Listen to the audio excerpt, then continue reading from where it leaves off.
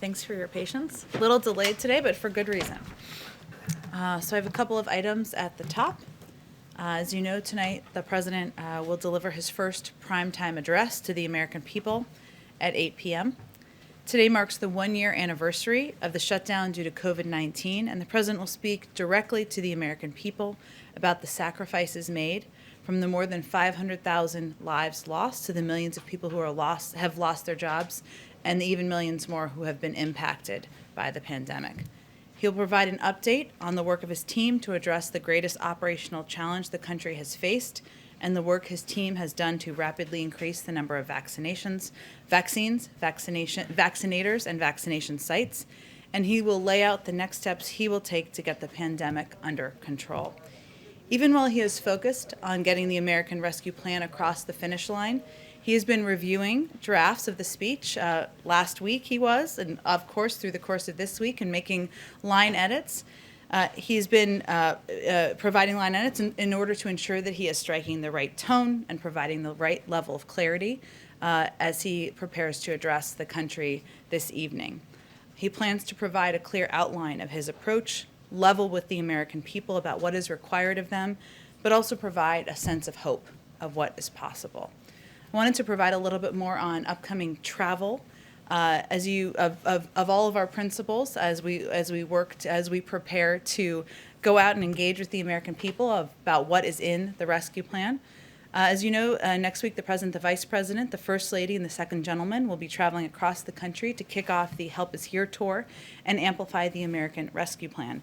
On Monday, the First Lady will travel to Burlington, New Jersey. The Vice President and Second Gentleman will travel to Las Vegas, Nevada. On Tuesday, the President will travel to Delaware County, Pennsylvania, as you already are aware. The Vice President and Second Gentleman will travel to Denver, Colorado. On Wednesday, the Second Gentleman will travel to Albuquerque, New Mexico. And on Friday, the President and the Vice President will travel to Atlanta, Georgia. During their trips, they will discuss the benefits of the American Rescue Plan for working families, and they will engage with people at each of these stops about how the American people can benefit from the components of the package moving forward. So they will talk about the $1,400 checks that 158.5 million American households can expect, and many who will start receiving them soon. He will talk about the historic expansion of the child tax credit. He will talk about they will all talk about extending unemployment insurance for around 11 million Americans, the tens of billions of dollars in rental and homeowners assistance that is a part of this package, the expansion of the earned income tax credit, which will go to 17 million workers, and the components of the package that significantly reduce health insurance premiums for millions of American families, and of course the fact that the bill will lift 11 million people out of poverty and cut child poverty in half. They're eager to get out there on the road. And I have one more exciting implementation update for all of you. Since the Treasury Department of Treasury, and the IRS are working hard to get relief payments out the door as fast as possible to the American people, people can expect to start seeing direct deposits hit their bank accounts as early as this weekend. This is, of course, just the first wave. But some people in the country will start seeing those direct deposits in their bank accounts this weekend, and payments to eligible Americans will continue throughout the course of the next several weeks. So with that, Jonathan, why don't you kick us off? Thank you, Jen. Tomorrow, the Chief of Staff tweeted there'll still be a celebration in terms of this bill signing, and congressional leaders would be attending. Mm-hmm. Can you tell us who will be there, and if any Republicans, none of whom voted for this bill, would be invited?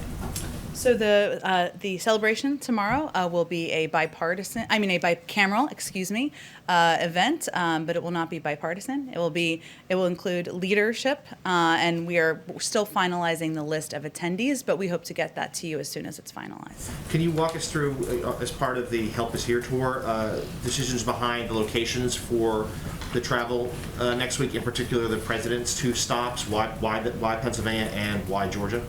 Well, this is just the beginning of the president and the first ladies and the vice presidents and the second gentleman's travel, and they will of course do some travel in addition to next week. But it was important to the president to visit not just blue states, but also red states, purple states. You will see that reflected as we continue to announce travel and trips that he will take in the coming weeks.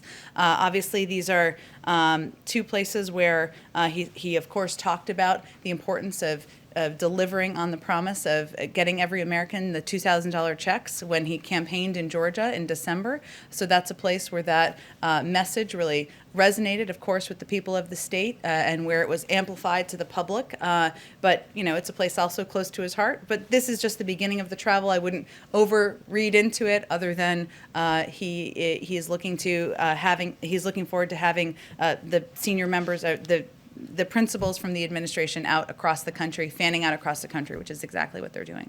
And one more on a different topic. The trial of Minneapolis police officer Derek Chauvin has begun in connection to the death of George Floyd.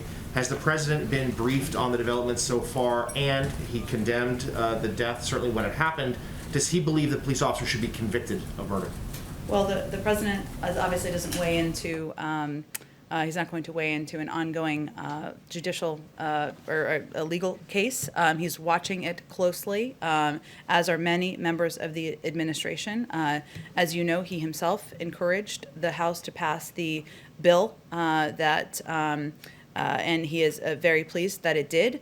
And policing reform, in broadly speaking, is an issue that he believes is urgent and one that he is committed to working with leaders in Congress and also taking steps as he can take on his own to address. But you know, he has spoken about. He spoke about the trial and, of course, the death of George Floyd in personal terms, and that is a reflection of how he continues to feel as he watches the events unfold with the trial. It affected him personally. It redoubled his commitment to advancing racial justice. That's why he signed an executive order on racial equity on his sixth day. One of the reasons why he signed an executive order on racial equity on his sixth day in office. And, of course, he will be watching it closely, as many people in the country will be. Go ahead, Jeff. Jen, just a follow-up on some of the vaccine news from yesterday. Mm-hmm. The president said that one reason he wanted to have another 100 million doses of the Johnson & Johnson vaccine in the cupboards, as it were, is to be prepared. If everyone is vaccinated by the end of May, or at least able to be, what are you preparing for? What might happen that the U.S. would need an additional 100 million shots for? Well, we talked about this a little bit yesterday, but the reason why one of the reasons why we ordered the additional 100 million doses is because we don't yet know what vaccine is most effective with children. That testing is still happening with the FDA as we speak. As you noted, he wants to be over-prepared and oversupplied. We're still looking at the impact of variants. This order of doses can also be used for booster shots, which is something that's also under review by the FDA. So he's just preparing to ensure we are ready for every contingency here in the United States. Of course, we want to be a part of the effort around the world to vaccinate people around the world in a range of countries. That's why we've provided $2 billion to COVAX with another $2 billion committed. We are the largest funder of global health in the world, and we've invested over $150 billion in global health activities since 2000. We've re-engaged on day one with the World Health Organization, and we're continuing to engage. He is personally, and many levels of our administration are engaged personally with their counterparts about addressing this pandemic globally. But his first priority and focus is on ensuring that the American people are vaccinated, and once we are at that point, we will have a discussion about what's next. My understanding is the president directed this to happen yesterday, but the deal is not with J&J isn't yet in place. When do you expect the deal to be made? As soon I can get you an update, I can check with our team and see if there's what the final details are, but we certainly anticipate and expect the deal to fully move forward. Just one other vaccine question related to a story that my colleagues did from Europe. Has the U.S. told the European Union not to expect deliveries of COVID-19 vaccines from AstraZeneca that are made in this country? Well, I would say first we have conveyed privately what we've conveyed publicly, which is that our focus is on ensuring the American people are vaccinated. And of course, any company can work with any country around the world on the purchase of vaccine supply, and certainly that wouldn't be something the U.S. government would be directly engaged with. But in terms of the supply we have purchased, our first focus, our primary focus is on vaccinating the American people. That's what we've conveyed publicly and privately as well. Yeah, you said that a lot. But have there been any specific indications or conversations with the EU saying, don't expect this to come from our country, at least until the rest of this population is vaccinated? We have said that we have said publicly exactly what I've conveyed, which is what I'm conveying is we convey the same thing privately. Of course, any country can purchase vaccines from these manufacturers directly. Go ahead. Thank you. Mexico's president, Andres Manuel Lopez Obrador, says the people coming into the U.S. right now see President Biden, as the migrant president. Does the White House take that as a compliment? The migrant, give me a little more context. Well, he said they see him as the migrant president, and so many feel they're going to reach the United States. We need to work together to regulate the flow because this business can't be tackled from one day to the next. Well, first, it's Mexico is an important partner in ensuring we're addressing the flow of migrants from Central America through Mexico, and many to the border of the United States. We have conveyed privately and publicly as well that the majority of people who come to our border will be turned away.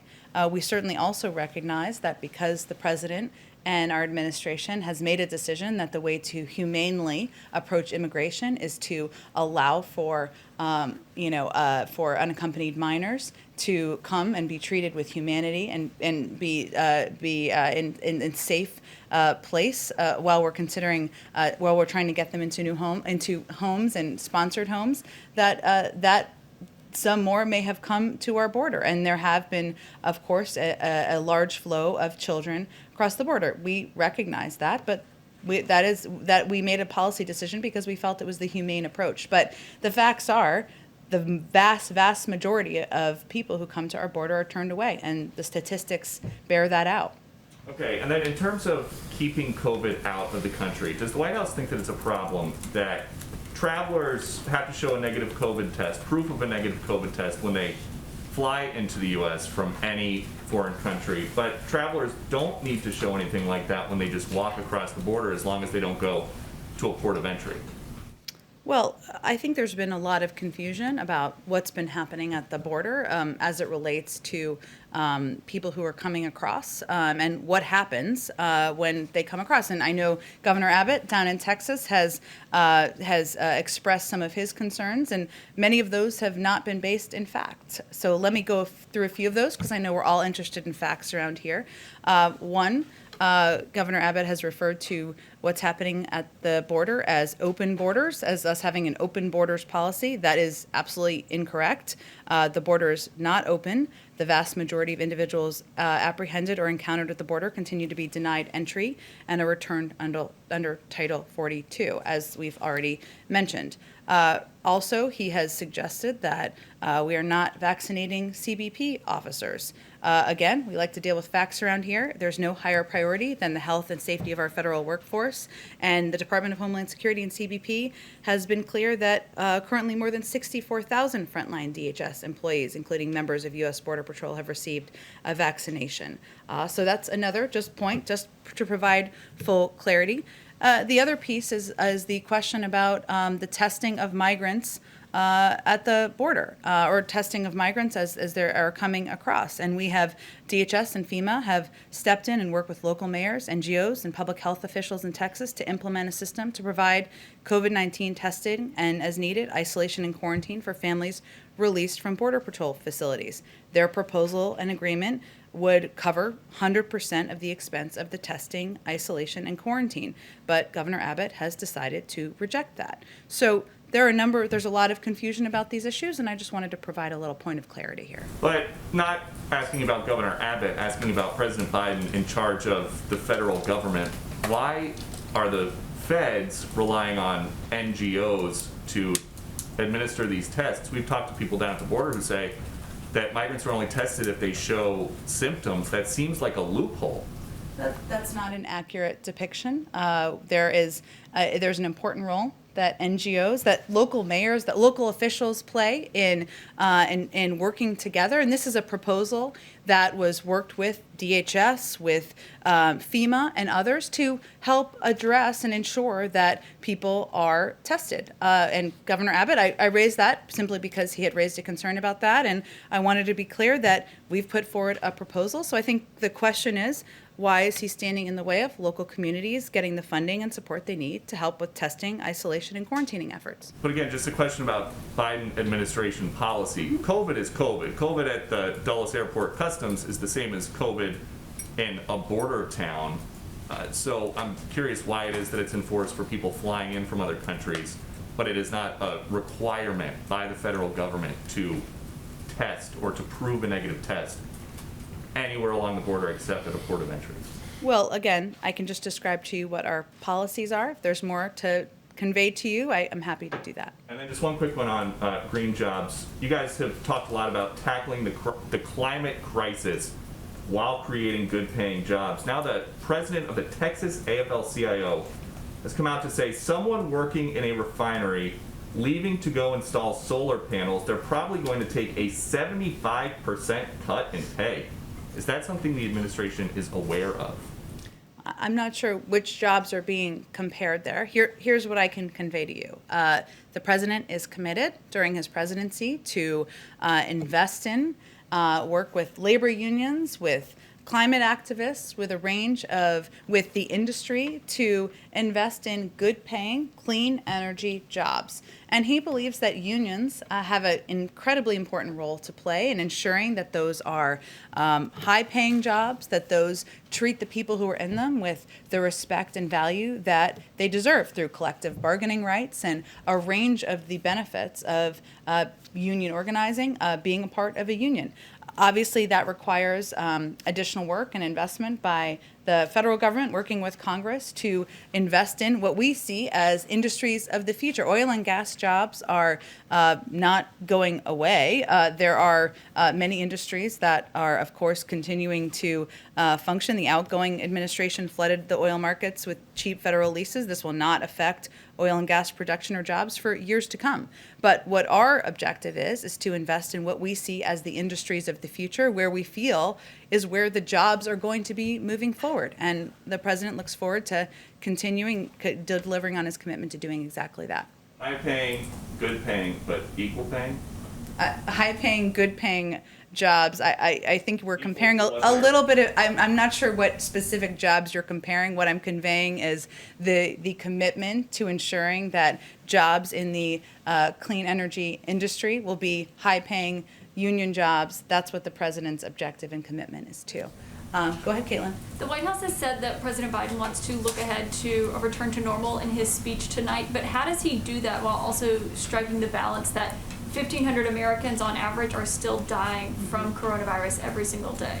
You're absolutely right, Caitlin, that his objective is to strike exactly that balance. And this is one of the reasons that he has been line editing the speech for the last week plus to ensure that he is conveying, that he is leveling with the American people, that he is delivering on his commitment to being truthful about the challenges that we continue to face, what is going to be required of the American public to get to a return to normalcy, as you conveyed. But he also wants to provide a sense of hope and what's possible if we abide by the guidelines, if when you have access to a vaccine, you get the vaccine, what people can look forward to. And so that is exactly the balance that he is hoping to strike tonight. So should we expect like concrete steps and policy changes in this speech tonight? I think you can expect, this is his first opportunity, prime time, of course, to really speak directly to the public. We all have a conversation about a lot of these issues every single day.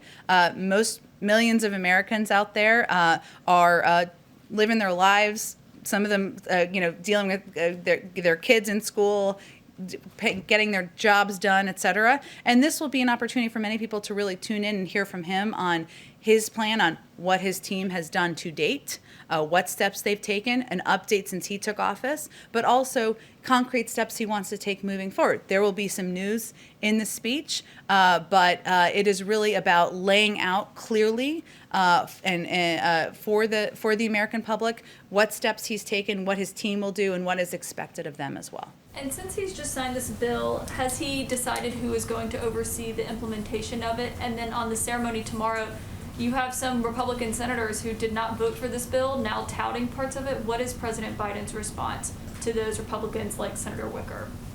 Well, we invite them to work with us on the agenda moving forward, because clearly the bill that the president just signed into law is something that the American people are excited about, that people will benefit from as soon as this weekend, as we conveyed. And we are hopeful that as the president talks about his Build Back Better agenda, has more meetings with members of Congress, we'll have more people on board from both sides of the aisle. And regarding who's overseeing? We are, as I mentioned yesterday, the president absolutely is committed to having a person who is running point on it. I don't have any personnel announcements today. One last question on the border. The administration has refused to call it a crisis, instead referring to it as a challenge and saying what you call it doesn't make a difference of how you're responding to it. But now today there are over 3,700 children, unaccompanied migrant children, in Border Patrol custody. They're spending on average over 100 hours, 4 days, in these facilities that are jail-like facilities not meant for children. So how can you say that's not a crisis?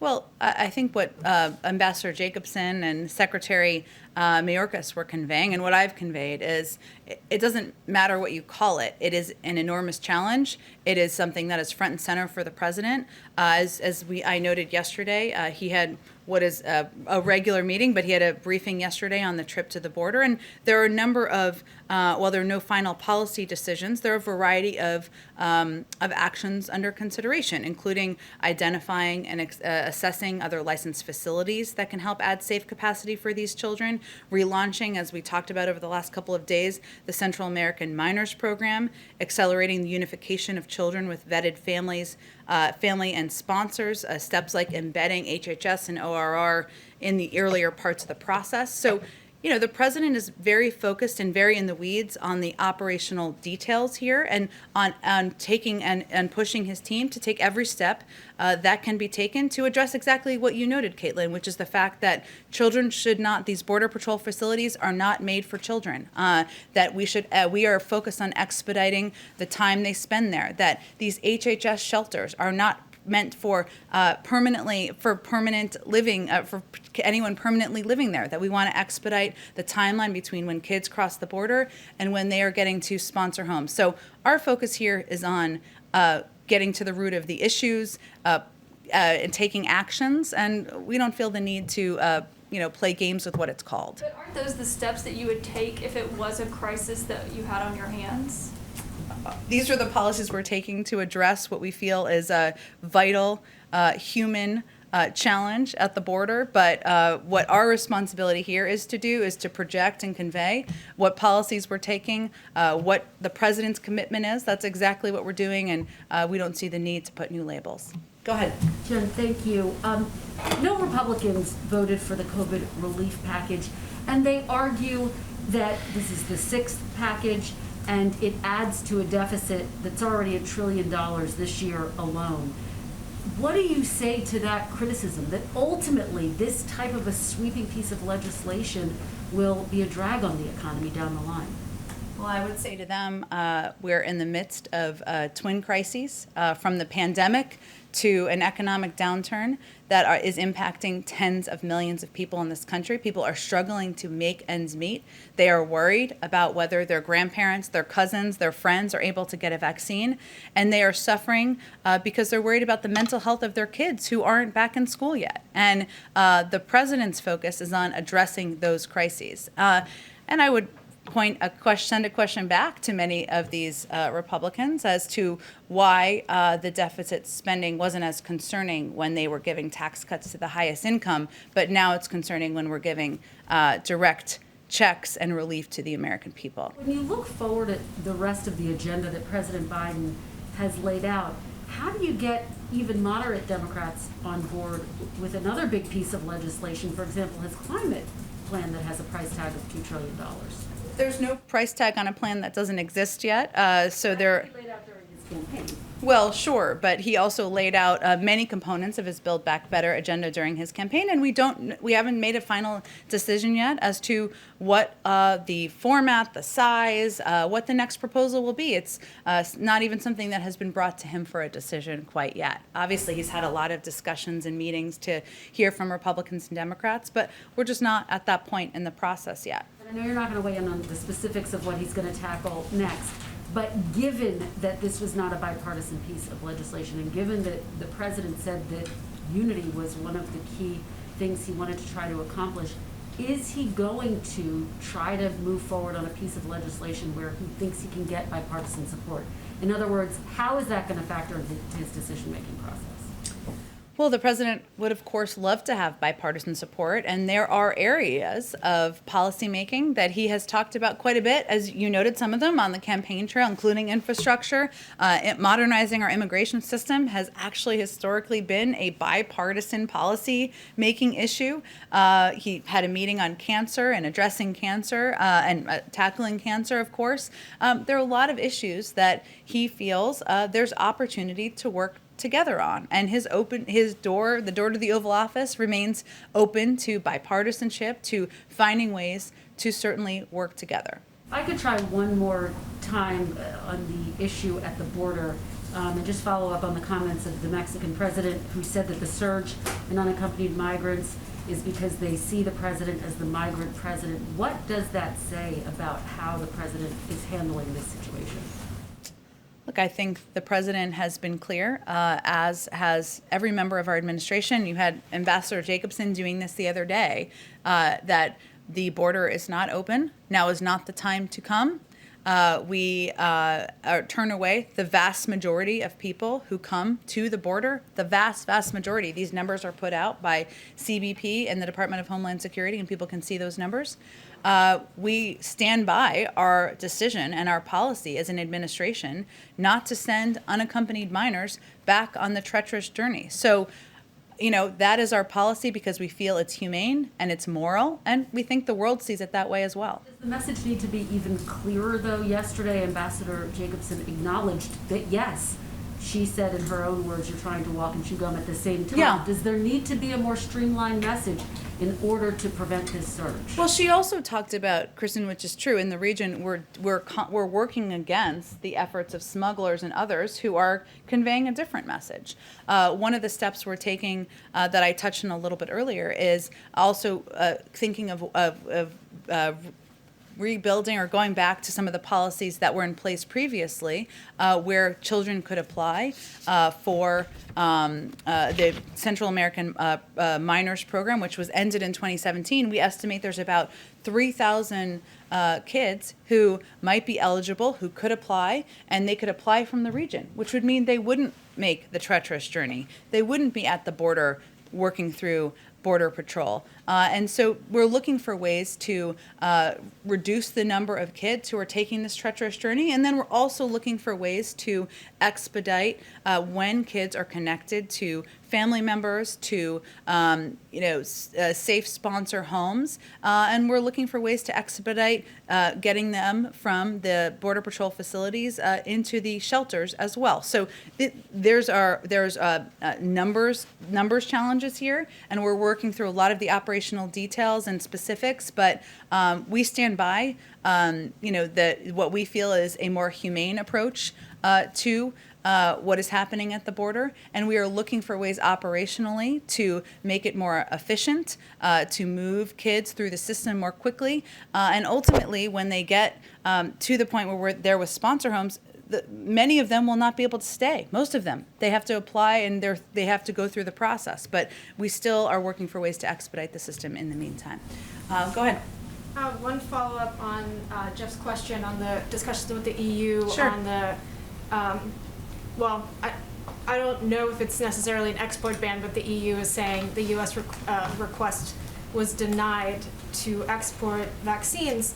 But specifically on the AstraZeneca one, that's not yet authorized in the U.S., and the U.S. hasn't sought authorization. So why are you guys sitting on these doses that could be used in the EU now, because it's already authorized there, but not here?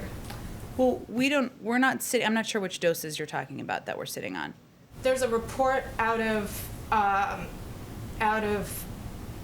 Europe that the U.S. told the European Union that they cannot expect any AstraZeneca shipments anytime soon. Well, we don't own purchases. We didn't purchase AstraZeneca supplies. I mean, so there's no export prohibitions, and all vaccine manufacturers in the United States are free to export their products while also fulfilling the terms of their contracts with the U.S. government.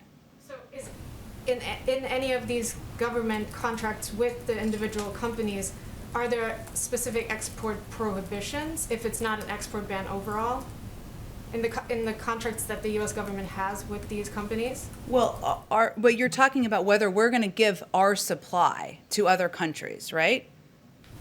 Or are you talking about whether these manufacturers are going to sell doses to other countries? Correct. The second? Sorry, say that again. So I'm just trying to understand. So are you talking about whether these companies are allowed to sell doses of their Well, I'm talking about how it's almost like a triangle, right? Because these companies have contracts with the U.S. government that say you have to fulfill this contract with us. Right. And so is any of that prohibiting then exports of any of the doses produced here as I to just the European conveyed, Union? these are not export prohibitions. Vaccine manufacturers in the United States are free to export their products while also fulfilling the terms of our contracts. There are supply that they are producing for the United States, but they can also work with other countries. And Sorry, now I think now Okay. we're on the same level. So okay, the contracts that you have with these companies, are there any specific, is there a specific provision in those contracts that would say you cannot export until you fulfill our contractual obligation with the U.S. government? I don't have any more details of the contracts, but obviously these companies can work with other countries on selling their products. Manufacturers can work with them with these countries directly. We have conveyed privately what we've conveyed publicly, which is our focus is on ensuring the American people are receiving the vaccine and that we are vaccinating the American public. That's our first priority, but we are also engaging with and working with the global community to figure out how we can get the global pandemic under control together, whether that's through financial contributions or through navigating with them how we can work together to address it. But we'll continue to evaluate as more vaccines become available in the United States. AstraZeneca isn't even approved at this point. One other topic, completely different. You just said again, the president hasn't yet made a decision on the next legislative package or what it will be and when it will be unveiled. It seems to be a little bit of momentum led by Senate Majority Leader Schumer on a package that is like a broad sort of countering China package. Is the White House coordinating with the Senate Democrats on this? Are you in touch with them? And is the president sort of actively going to engage with this effort? With the proposal by Senator Schumer?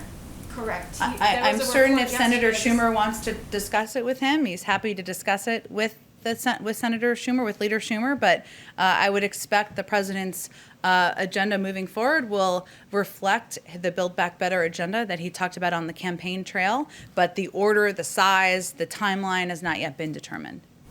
Go ahead. Thanks, Jen. I have a couple of foreign policy questions Okay. specifically on Africa, but I just want to pick up something that you discussed with earlier about the Central American Miners Program. Sure.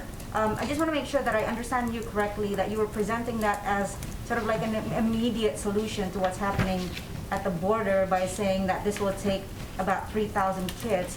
Well, what I don't understand is that, first of all, what's going to be processed are the kids who were already in the process and it was stopped in 2017, and then State Department will continue to process a new application. So that process in itself takes months, no? That they will be prioritized. The process was stopped, as you noted, in 2017, and the kids who were eligible then will be prioritized. So it's not an immediate solution to what's happening in the border. I don't think I said that. I don't have a timeline for you, but it is what I actually, if you were listening earlier, I gave a number of steps, actually. That's one of the steps. The other steps and address some of the things that you just raised, including the fact that we are working to find ways to accelerate the unification of children with vetted families and sponsors, embedding ORR and HHS in earlier parts of the process. We're identifying and assessing other licensed facilities. So this isn't a challenge that's going to be addressed through one step, but certainly the Central American Minors Program is a way. And the reason I talked about it is because it's a way to help ensure that the application process for these kids happens not while they're sitting in shelters in the United States or even with sponsor families, but when they are still in their home countries, and they will know before they make the journey that they are able to come and stay in this country. And that's a pretty pivotal step to take. Thank you for clarifying that. Now on the issue of Africa, does the president share the assessment of Secretary Blinken that what's happening on the Western Tigray region of Ethiopia is ethnic cleansing? Does the president have any specific view on the particular role of Prime Minister Abiy in this conflict? And is the U.S. considering any kind of action beyond urging the Ethiopian government to stop sending their forces? Yeah, I got an update on this from my team earlier, so let me just see what I have here to update you on. So the administration has repeatedly engaged the Ethiopian government on the importance of ending the violence, ensuring unhindered humanitarian access, and allowing a full, independent international investigation into all reports of human rights abuses. As you noted, Secretary of State Blinken has spoken to the Ethiopian Prime Minister twice to emphasize the United States' concern about the humanitarian and human rights crisis we're seeing. During his testimony yesterday, he reiterated the situation is unacceptable and has to change, and that we're calling on the Ethiopian government to follow through on its commitments that it's made. And also at the UN Security Council, Ambassador Linda Thomas-Greenfield has reaffirmed U.S. commitment to working bilaterally and multilaterally to help secure an end to the violence. So the president is deeply concerned, highly engaged on this issue. He recognizes that we have very active ongoing efforts by our diplomats to try to move this forward to a better place, including getting humanitarian aid workers in with full access. And of course, he remains in touch and working closely with his Secretary of State. Another topic still on the Sure. continent, on the issue, still on Ethiopia actually, the Trump administration was very much engaged in mediating the conflict between Ethiopia, Egypt, and Sudan on the issue of the Nile Dam. Is the Biden administration willing to continue mediation process as has been requested by by Sudan and Egypt? I would send you to the State Department. They'd be more directly involved at this stage. One more Africa question. Okay. Western Sahara. Also, President Trump, as you know, recognized Morocco's sovereignty of the Western Sahara region. Now, Spain is asking for a UN resolution or UN brokered solution. Spain is a former colonizer of Western Sahara, asking for a UN brokered solution on this issue. Has the administration completed its review on this particular Trump deal, because it does, deal with the overall Abraham Accords policy? And what is your position on it? As you know, we are reviewing all of the many Trump positions, including the Abraham Accords, but I don't have an update today for you on it. Go ahead. Yeah, I just wanted to go back to the border. Sure. My colleagues reported yesterday that the administration is looking at a NASA facility in California to house some of these unaccompanied children. Can you talk a little bit about the plan to identify and find space for them? What sort of facilities are you looking at?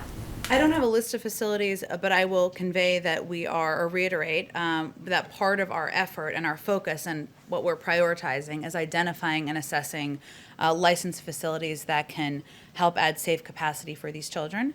And even with the update in CDC guidelines that we've talked about a little bit this week that allows for greater capacity safely at these facilities, we still want to ensure that we have facilities that are safe, licensed, and prepared to house children, so that we can move them quickly from the Border Patrol locations. But I don't have anything. We're looking at a range of sites our team is, and I'm sure some will be hopefully identified soon. But I don't have anything to preview for you beyond that. Okay, and then on the trip with with all the principals kind of crisscrossing the country Yeah. next week, it's an interesting list of states. I Yeah. think you said purple at least. I'm wondering, even though that this relief package has no support here, what have you been hearing, or what do you expect to hear from Republicans in these states? Do you expect it to be received by them at all? Have you heard much?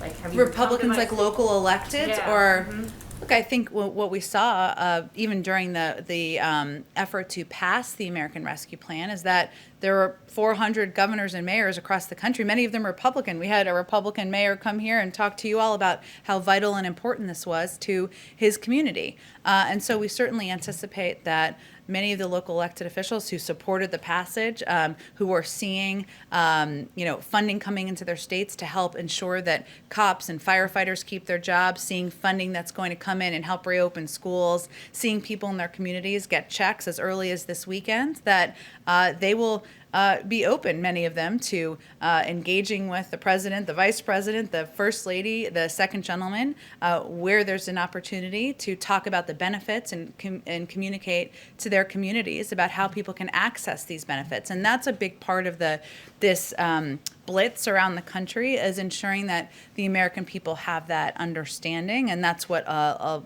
of our principals will be conveying. Could I ask another quick one? Sure. I'm just curious, I know the president has speechwriters, but were you around him when he was working on this speech? Like, who were the advisors around him that have weighed in and pitched in ideas and helped him edit? Sure. Look, I think, the president has been doing this a while, and certainly he had a good sense of what he wanted to convey. And he is someone who is an anti-acronyms advocate. So he wants to explain things with clarity and with directness to the American people. And I will tell you that when he goes through speeches like this, he asks questions that I can imagine friends of mine and family members of mine might ask. What do you mean by that? And when you say that, how will I get access to that? And that's when he reads through the speech what he's looking to provide clarity on. And he fully recognizes that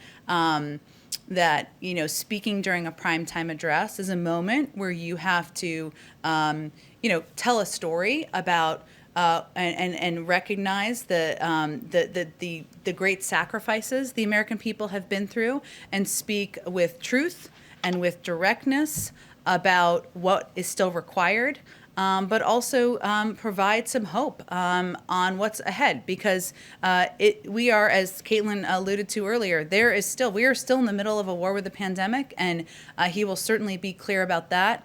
But he also wants to give people a sense of what's possible and what's ahead, and what we can look ahead to once more and more people in the country are vaccinated. Go ahead. So the president has visited Wisconsin and Michigan. He's going to visit Pennsylvania and Georgia. Has there been a special emphasis on him visiting presidential battleground states in the early days of his presidency? No, he did win a lot of states, so I will say that. You will see him visit red states he did not win, of course, blue states and states he did not visit during the campaign as well.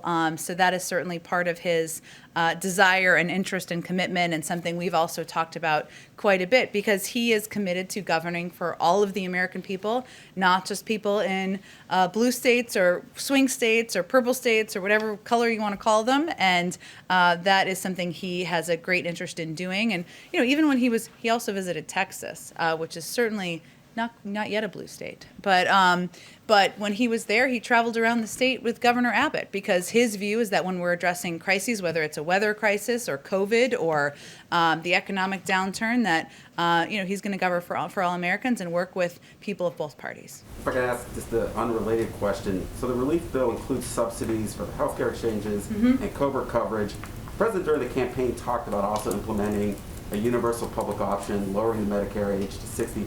Does he still plan to pursue those policy initiatives, and when can we expect to hear more on that from him? Yes. I mean, we're only on day 50. We've got a lot more time to go here. Buckle up. Yes, he is. Of course, this was his number one priority, was getting this American Rescue Plan passed. Today is a very big day here in the White House. Significant moment for the American people, of course, but he remains committed to and interested in pushing forward with the rest of his agenda and the commitments he made when he ran for president over the course of the last 2 years. Go ahead. Thank you. Last June, then candidate Biden said, looking ahead in the first 100 days of my presidency, I've committed to creating a National Police Oversight Commission. Is that something that he still intends to establish within the first 100 days? He does. We have 50 days left. Look at all we've accomplished in 50 days. We have much more to happen in the next 50. Is there a timeline for when he will be? I don't have a timeline for you. This, of course, because when he came in, he knew that taking steps to get, addressing the pandemic under control, to get relief out to the American people, had to be what he spent his time doing. But of course, there's a lot he wants to do to address the 4 crises, as he's defined them, that are facing the country, and racial inequality is certainly one of them. He talked about, as you mentioned, the police commission when he was running, and certainly there's a lot more that he would like to get done from his agenda. Can I just ask one more question about the American Rescue Plan? Yeah. Following up on Caitlin's question, you've said that some of the money is starting to go out as soon as this weekend, so why has the White House not yet announced the person overseeing the implementation of the bill, and when can we expect that announcement? And then once that person is appointed, how will that person be working with the various inspectors general at the agencies and the Pandemic Response Accountability Committee to ensure adequate oversight? Well, it doesn't, the president believes it's a model, looking back at the Recovery Act, where having a person who can pull all the levers of government and engage with mayors and city leaders and community leaders is an effective means of ensuring that implementation is efficient moving forward. I only told you about the one person yesterday who's going to oversee this. So while I don't have personnel announcements for you today, it's also clear that that is not delaying our implementation. I mean, the Treasury Department, the IRS will still be the ones who are implementing the direct checks or the direct deposits, which is what the majority of people will get. And of course, the Department of Education will still be the ones overseeing and working with school districts in order to get funding out to reopen schools. None of that is changing. We're just talking about a person to be the coordinator, but it doesn't delay the implementation of the bill. And of course, it's a priority to him and why he wants to have somebody in that position. Will that person be working with the inspectors general in the various agencies, though, to make sure that the money is going out as smoothly as possible and that there's no, I know that a lot of watchdog groups raised issues with how the money was dispersed under agencies in the Trump administration. So will the person overseeing implementation be looking at that to make sure that Well, reducing waste, fraud, and abuse and preventing it is certainly a priority for the president. He's already taken steps to address that in the last 50 days, and certainly when he was overseeing the Recovery Act, that was a priority for him. So I'm certain that as we look to implementation, that will continue to be a focus of his as well. Go ahead in the back. Yeah, a question about the first meeting today of the U.S.-Israel Strategic Group. How important is it to President Biden that the U.S. strategy on Iran be coordinated with Israel, given the fact that the Israeli leader, Benjamin Netanyahu, doesn't like the deal, has been very vocal about it? We feel that you noted a strategy or a meeting today, I should say, that many here may not be aware of. I can share more details on that. But it's vital to the president and to the administration that as we are looking ahead to a approaching diplomacy and moving toward, a diplomatic track to preventing Iran from acquiring a nuclear weapon, that Israel will be a continued partner, will be regularly briefed. And that was true when the JCPOA was being negotiated and put into place to begin with, and certainly would be the case if this diplomatic track moves forward. So are you trying to kind of avoid some of the public acrimony that was evidenced when Joe Biden was vice president? And it's very clear that Benjamin Netanyahu doesn't like this deal. Well, it was clear for some time, and then once it was in place, I think many countries in the region were happy to have the direct visibility into what Iran was doing, to have inspectors on the ground, and certainly we're very familiar with the opposition as the bill was being negotiated, and we will continue to work with and directly engage with Israel if there's a diplomatic path forward, and even without that, they're an important partner, Israel is. But I would say it quieted a bit once there was a recognition of the benefit of visibility on the ground, and we don't have that now, and we haven't had it since the Trump administration pulled out of the deal. Just to follow up, though, how concerned is President Biden of statements coming out of Israel, for example, from the head of the IDF, who said military option is still on the table, that he thinks it's a bad idea to get back to this deal? I mean, is the United States worried that the relationship with Israel could draw the United States into some sort of armed conflict with Iran? Well, we've been clear that we feel the best path forward is a diplomatic path, and that's why we are working with our European partners to see what is possible along that front. We also believe that it's an opportunity to expand on the JCPOA and work to address additional concerns we have in the region. But of course, we're very familiar with the concerns Israel has expressed, and that's one of the reasons we engage with them so closely around this and many other issues. And just very quickly, the last question. Obviously, there are imminent elections in Israel as well as Iran. Is the sort of strategy right now to kind of wait till the outcome of those elections and know who you're dealing with moving forward? No, I would say the strategy is to work in close coordination with our European partners, who will continue to be key partners as part of the P5+1, as is Russia and China, should there be a diplomatic, and we're hopeful there's a diplomatic path forward. And certainly we are, we view this as part of the diplomatic process, waiting to see what the back and forth about the engagement will be, but we're not looking to delay the diplomatic process. We are, looking to hear back from the Iranians and work closely with our Europeans on the process. Go ahead. Congressman John Yarmouth seemed to think the other day that the president's budget might not be coming until May.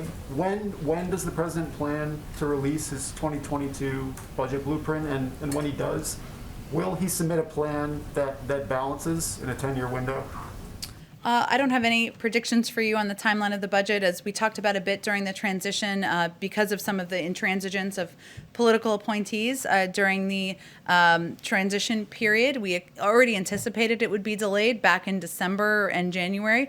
Obviously, the fact that we don't have a confirmed OMB director in place doesn't help expedite that timeline. But so we knew it would be delayed, but I don't have a specific timeline for you or a frame of what it will look like. And on, does the president support congressional Democrats' push to restore earmarking? Is that a way to sort of foster bipartisanship after this $1.9 trillion package that didn't get any Republican support?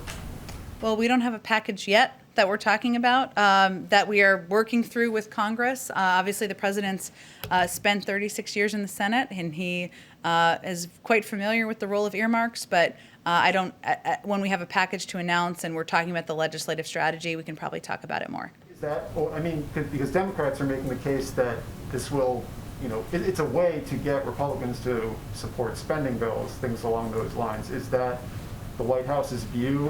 Is earmarking a potential path to sort of break some of this gridlock? We just don't have a legislative package we're even talking about here. So when we do, we can have a discussion about what the legislative strategy is. But we're not at that point. We just signed into law, the president just signed into law today, a $1.9 trillion package that he is looking forward to implementing. That's our focus. And in the coming weeks, I'll have more to say what's next, and then we can have a discussion about how we're going to get that package through. On the Oh, go $1,400, ahead. sorry, one more. Go ahead, you're fine, go ahead. On the $1,400 checks, consumer advocates are raising concerns that private debt collectors might be able to intercept part of it because apparently language protected that in the last round of $600 checks, but because of the budget reconciliation process, senators had to cut that out. Would the president support standalone legislation? I think Senator Wyden says he's going to be working on that. And how does the president expect to get standalone legislation to take care of that issue?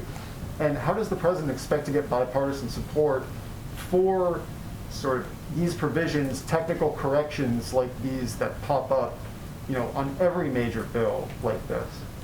I'm not sure if there are technical corrections needed. I'd have to talk to the Department of Treasury about that. I mean, in terms of the checks, 90% of them will go via direct deposit to people's bank accounts that they have because of people paying taxes. If there are other additional components that require that, I'm happy to have that discussion with them and see if they think there's technical changes needed and if those technical changes require Congress, which I'm not sure they would or wouldn't at this point. Go ahead in the back. Thank you. I have a couple of questions. Last week, President Biden, in his virtual interaction with NASA scientist Dr. Mohan, said that people of Indian descent are taking over the country. Can you clarify that? What did he meant by that? Because there have been some criticism by his opponents on his remarks. Well, I would first say that the president was just recognizing and honoring and valuing, or this was his intention, the incredible contribution of Indian Americans to science. He was speaking to an Indian American woman who is, of course, a scientist and an important part of the NASA team. And he also was, of course, recognizing the incredible contribution of his own vice president. And he just believes that it was a reflection of his belief that Indian Americans make a great contribution to the fabric of society, whether it's science or education or the government, and that was what he was trying to convey. Okay, a number of Indian Americans who came to this country as illegal immigrants and want to make this as a home, they feel that this administration is not much focused on resolving the issues related to legal immigrants, rather than they're more focused on illegal immigrants. What do you have to say on that? I would say you should write an article about how the president's immigration bill proposes a number of fixes or changes in the legal and legislative system to ensure that those issues are addressed, and we're eager to move that forward with members of both parties. I have one China question. Okay. Today is 50th day, and tomorrow President is addressing the Quad Leaders Summit, and a few days later, the Secretary of State and NSA are having their bilateral meetings in Ankara on China. After 50 days, what are your major asks from China? What do you want China to do so that to improve the relationship that the United States has with Beijing? Well, I would expect, obviously, this meeting next week. We felt it was important to have it on U.S. soil. We certainly anticipate that National Security Advisor Jake Sullivan and Secretary of State Tony Blinken will be discussing both the challenges we've had and not holding back on issues and concerns we have with the behavior of Chinese leadership, whether it's on Taiwan or recent efforts to push back democracy in Hong Kong, or on concerns we have about the economic relationship. So they will certainly raise those issues and the lack of transparency as it relates to COVID, human rights abuses as well. But they'll also talk about areas of opportunity and ways we can work together. We certainly they will not be holding back in the conversation, but they wanted to, it's an important moment next week to engage directly and in person, and I know they're looking forward to it. We'll have a robust readout, I'm sure, when that meeting concludes. As a foreign journalist colleague of mine who will be present here has sent me a question for you. The International Olympics Committee today announced that China will provide vaccination for athletes, teams, and attendees of the Tokyo Olympic Games. What is your response to IOC's announcement? Does the administration recommend the U.S. athletes and attendees get vaccination from the Chinese? I would send you to the U.S. Olympic Committee. We, of course, are working to ensure that the American people have access to vaccines. We'll have enough to vaccinate, I should say, all American adults by the end of May. Certainly that includes Olympic athletes, but I would refer you to them on their plans for vaccinating athletes. Go ahead. Thanks, Jen. A couple on topics we haven't touched on yet. But Politico ran a poll yesterday, I'm not sure if you saw it, finding that 53% of Americans think that there should be a ban on transgender athletes competing in women's sports. Included in that were 40% of Democratic respondents who agreed that there should be a ban, and 49% of independents. Obviously, the president is committed to advancing LGBTQ rights, but looking at this through his call for unity lens, do you think these opinions are coming more from a place of trying to protect women's rights or equality in athletics, or are these just flat-out bigoted opinions that the president shouldn't acknowledge at this point in time? The opinions in the poll? Well, people who voiced support for banning transgender athletes. I did not conduct the poll, nor was I part of the polling committee that had conversations with people. What I can convey to you is that the president believes, regardless of this poll in Politico, did you say Politico, I guess? Politico and Morning Consult. I didn't see the poll or the article, but I didn't read Playbook. But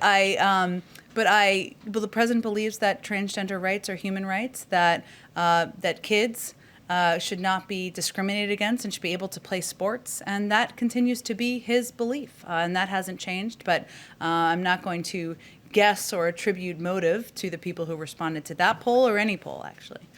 And then on the House's passage of these gun violence legislation bills today, has the White House been actively courting Republican senators to vote yay for this? Obviously, from a numbers standpoint, it's going to be a lot harder to pass there than in the House.